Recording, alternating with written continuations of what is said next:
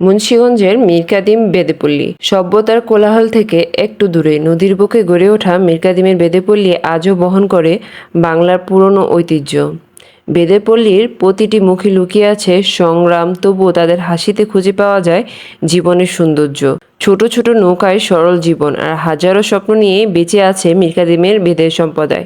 বেদেপল্লী যেন নদীর ঘাটে এক ভিন্ন জীবনের গল্প। নৌকায় যাদের ঘর, নৌকায় যাদের পথ, তাদের জীবনের সংগ্রাম, হাসি, কান্না আর ঐতিহ্যে ভরা এই বেদেপল্লী আজও বাংলার সংস্কৃতির এক জীবন্ত অংশ। মুন্সিগঞ্জে মীরকাদিমের বেদেপল্লী মনে করিয়ে দেয়, সুখ বড় ঘর নয়, শান্তি থাকে সরল জীবনে। নদীর জলে ভেসে চলে জীবন, আর সেই জীবনের প্রতিটি গল্পে মিশে থাকে সংগ্রাম আর ভালোবাসা। বেদেপল্লীর সন্ধ্যা মানেই নদীর বাতাসে মিশে থাকা এক অন্যরকম শান্ত অনুভূতি। সময়ের সাথে অনেক কিছু বদলে গেছে, কিন্তু নদীর বুকে বেদেদের জীবন সংগ্রামের গল্প আজও একই রয়ে গেছে।